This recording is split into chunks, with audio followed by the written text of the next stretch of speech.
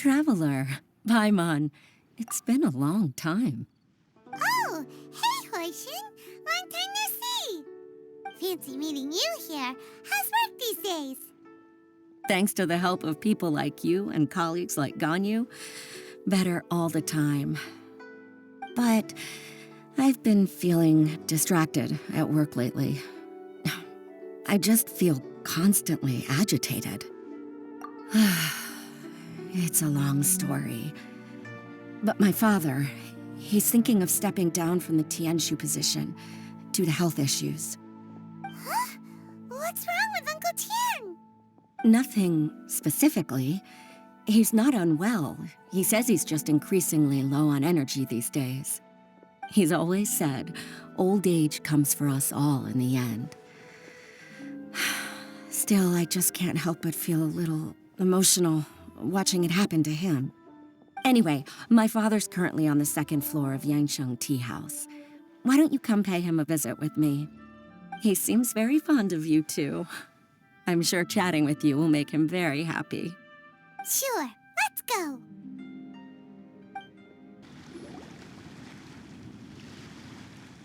Uncle Tian, we're here to chat with you. Oh? What a lovely surprise. Welcome. Hoishin, why don't you go downstairs and get the shopkeeper to make us a fresh pot of tea?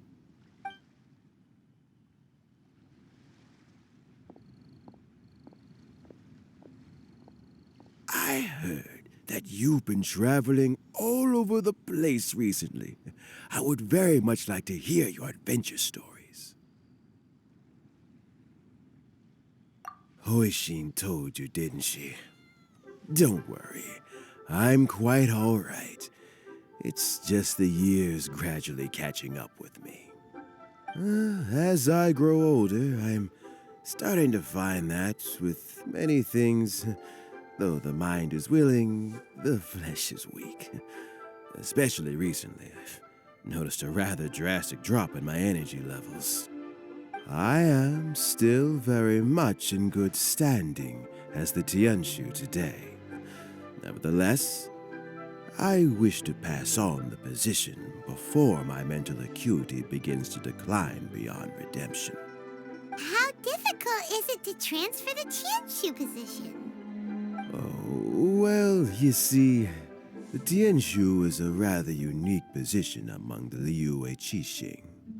Historically speaking, the Tianshu rarely appears in public. We stay behind the scenes, planning and giving advice, so a public selection process would not be suitable. We also want to keep any prospective Tianshu candidates free from influence by outside forces, so we tend to be as discreet as possible in their assessment and appointment. For these reasons, the incumbent Tianshu typically recommends their candidate of choice, and this is then approved by the other Qixing members. So in other words, you pick someone, and then Lady Keqing, Lady Ningguang, and the other Qixing appoint them? Correct. Unfortunately, due to my health, I won't be able to assess every candidate myself. Not to despair, however, because I found someone exceptionally capable to act on my behalf as assessment officer. In fact, I believe you recently became acquainted with her yourself.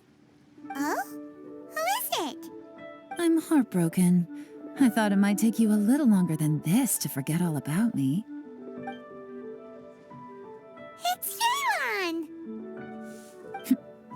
Jackpot. Uncle Tian here asked me to assess 3 candidates for him. Fancy joining me? You'll be among the first to get to know the next Tianshu. Might be a good opportunity for you. What do you think? Paimon thinks so too. It can't be a bad thing to be on good terms with a new Qixing, right? All right then. Though, I gotta say, Uncle Tian, you say you're into behind-the-scenes planning? My work's of the covert variety, too. Don't you think I might make a good Tianshu? Huh? Yelan, you want to be the next Tianshu? I'm not opposed to the idea, but I suspect Ningguang wouldn't let you go very easily after how long you've been working together. So, how about this? If your investigation reveals that none of the other candidates are qualified for the position, I'll recommend you for the job. Deal. Well, you guys take your time. Everything's all set for the assessments to go ahead. Meet me on the first floor when you're ready. Until then, have a pleasant conversation. Oh, and no need to pay for your tea. As the new owner of this fine establishment, this runs on the house.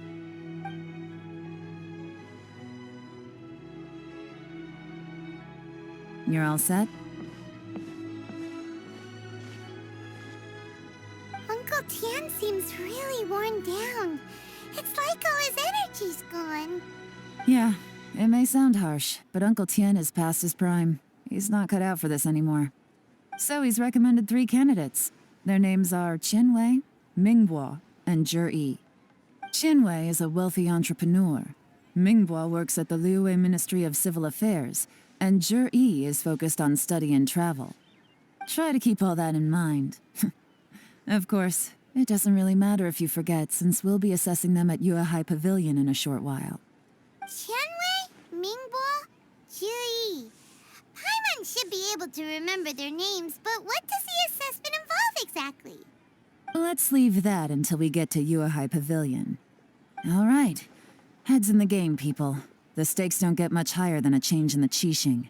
We can't afford to miss anything, no matter how small. Got it. We'll keep our eyes wide open. My legs are getting sore. What is wrong with this assessment officer? This is a huge occasion and I don't even get a chair. I've dealt with all kinds of people in my time, but never have I been made to stand while I'm waiting for an appointment.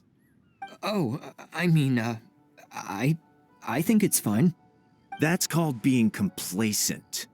If you're happy to just accept the way things are, you'll never be able to change anything in the future. Oh, come on. That's just... Now you're just being unreasonable. All right, you two. Let's not get into a big argument over this. It's not worth it. Qianwei, that was a bit uncalled for. And Mingbo, cut him some slack. We've all been standing around for a while. It's natural to be getting irritable. Look, how about this? There's no rule saying we're obliged to stand up while we wait, so why don't we borrow some chairs from the guild nearby? Fine. They're not the best quality chairs, to be sure. But under the circumstances, it would be better than nothing. It looks like all 3 candidates have arrived. We'll meet them formally soon. Before that, let me run you through the assessment process. I've split it into 2 stages: current affairs and planning, and face-to-face interview. In the first stage, candidates are required to submit a manifesto for Liyue's development. In the second stage, we will ask them some questions in person. Writing a manifesto takes time, so I informed them of this requirement in advance. These are the reports they submitted. Wow. One of them is really thick. It's also worth mentioning a stipulation I gave them. Whoever is appointed as the new Tianshu will be expected to implement their plan as put forward in their manifesto. Failing the occurrence of some cataclysmic event, they will not be permitted to change their plan. Therefore, these 3 piles of documents in front of us represent where each candidate stands on key policy issues. There's still some time.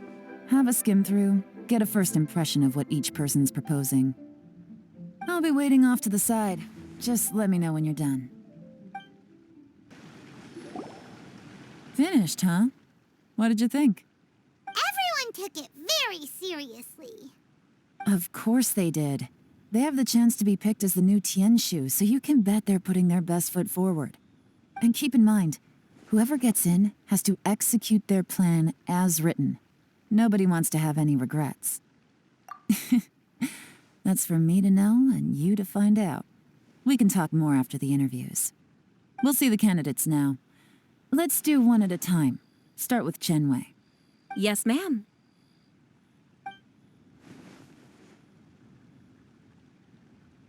Oh? So you two are the assessment officers, are you?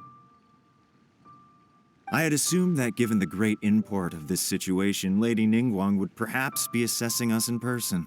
I certainly hadn't imagined I'd be seeing two entirely unfamiliar faces. I trust you've read through my manifesto? I'd be more than happy to clarify any details you found difficult to grasp. It was written with an expert audience in mind, after all. Mind your tone, mister. Relax. It wasn't intended as a personal slight against anyone in particular. I was simply stating a fact. Cloud Retainer? You know this Adeptus? Oh, yes, I remember now. You must be the traveler that people are constantly talking about. With your sterling reputation, you must have a respectable level of erudition. Perhaps you will be able to understand the concepts I have put forward. Although I shouldn't get my hopes up. Oh, is it my turn? Yes. Please introduce yourself. I'm, Mingbo. I work in the Ministry of Civil Affairs. I've worked there for, 9 years, 5 months, and 3 days. In that time, I've handled, 2,347 cases. I have 12 active cases at the moment. They should be concluded in, 16 days? My current work is related to urban planning, and I'm also responsible for, auditing the accounts. To be more precise, there are 3 parts to the accounts, namely... Is it just Paimon, or is he not very good at public speaking? You know what? Let's leave the self-introduction there and move on to some questions. Oh, okay. Sorry.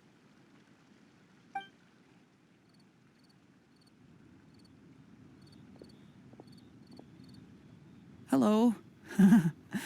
Not gonna lie, I'm feeling a little nervous. What would you like to know? You're here to assess me, so ask away and I'll answer your questions to the best of my ability. Your manifesto is very wide in its scope, but you don't seem to be personally involved in many of the specific fields. How can you be sure that you have the ability to put your plan into action?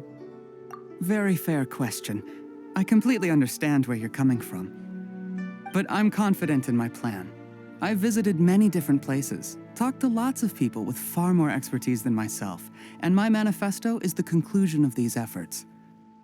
Of course, 2 different problems can be interconnected in very complicated ways, and you might reach 2 very contradictory conclusions depending on which one you're focusing on. What I've tried to do is strike a balance. In other words, present an optimal solution to all the problems as a whole. How do you plan to determine whether you are right or wrong about your proposed solution being the optimal one? A great question. Well, I'd start by having my colleagues and the secretaries of the Yuehai Pavilion evaluate any proposals before implementation. Post-implementation, it would all come down to the results.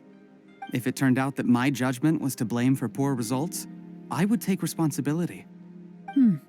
Nice answer. All right, next question.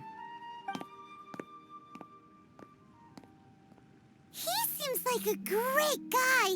Everything he said was thoughtful and logical, and he was just a pleasure to listen to. Here's my take on what we just learned. As you saw, Qianwei is highly knowledgeable. He proposes many excellent ideas in his manifesto which effectively target the big issues. But he is very proud and incredibly stubborn. He doesn't care much about other people's feelings. Mingbo's plan is more thorough and more measured. You can tell he's meticulous in his work, very detail-oriented. But he and Qianwei are otherwise polar opposites. Mingbo is not very articulate and comes across as very timid in conversation. Perfect summary. Paimon couldn't agree more. You're good at this, Yuan. Last but not least, Zhi. His manifesto is full of pertinent details, his methodology is sound, and his proposals cover a broad range of fields, which is quite a rare feat. The depth he goes into in each and every area means it can only be a product of painstaking work. Plus, he is modest and good at dealing with people. But What really interests me is that many of his views happen to coincide with Uncle Tien's. Having someone like Zhi take the position would certainly put Uncle Tien's mind at rest. Great! We'll see. Let's go back and report to Uncle Tien.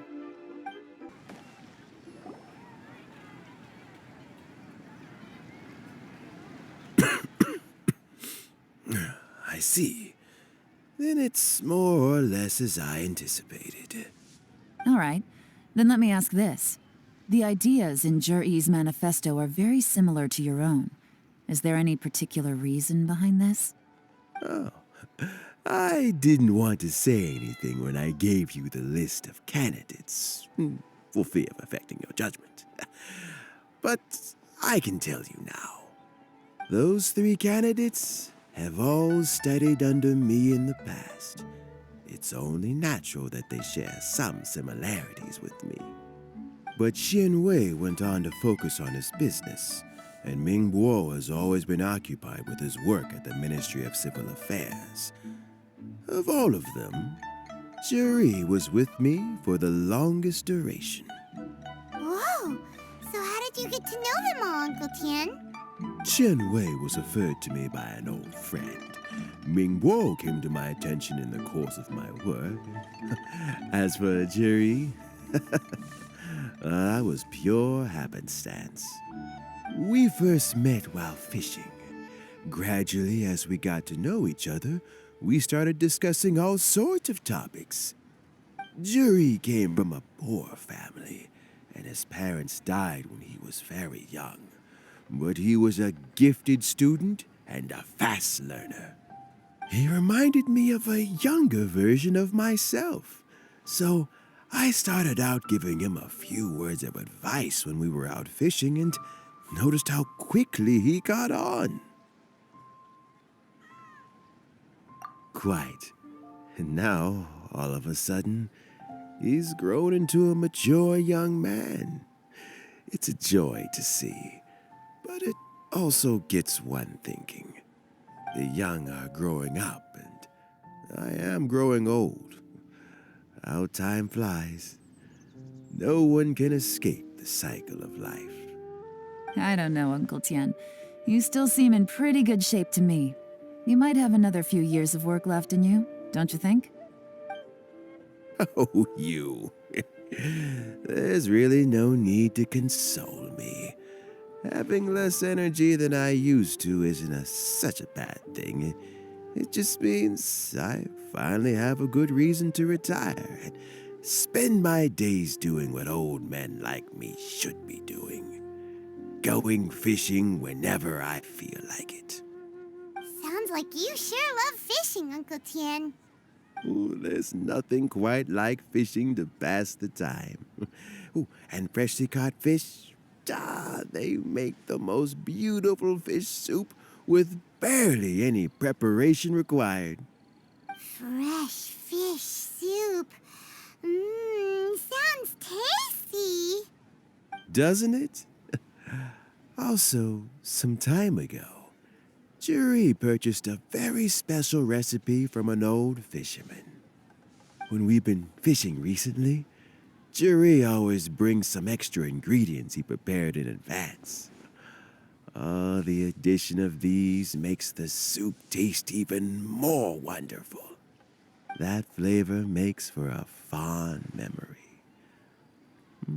But at my age, who knows how many more chances I have left to taste it again. Oh, can Paimon come next time too? Paimon really wants to try it.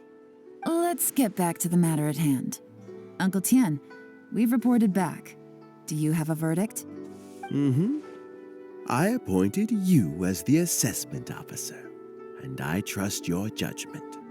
Had you not asked me why Zhi's ideas were so similar to mine, I was not going to mention my history with any of them. This decision must be guided by what is fair and right.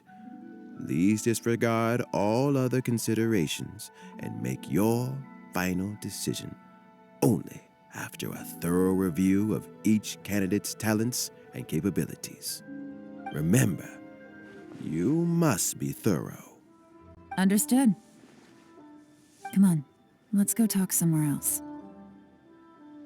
Bye-bye, Uncle Tian. Look after yourself.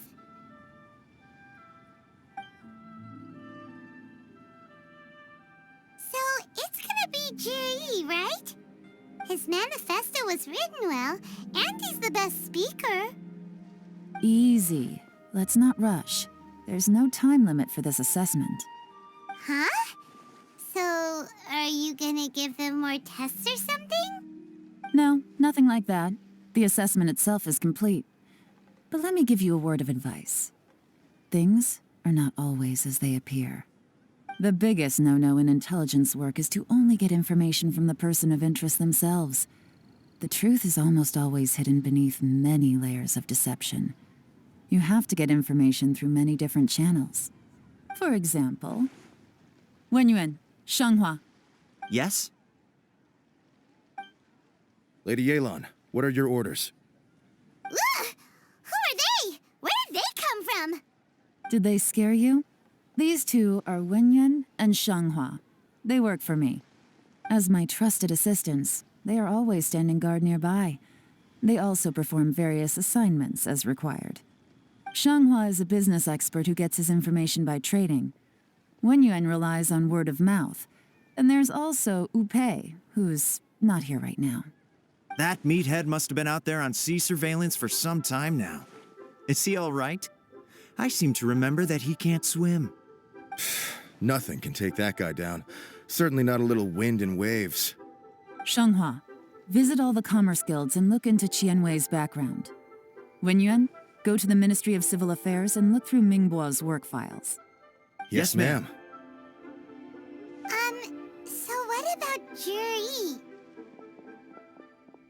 Jiri, well, obviously as the most promising candidate, we will be investigating him ourselves. Let's go to the docks first. Lots of people passing through there. You can find out all kinds of things. If we're looking for information, why don't we try talking to Bulai, the owner of Wanyu Boutique? He does business at the North Wharf. Maybe he has some news for us. That's actually not a bad idea. Let's go and ask him.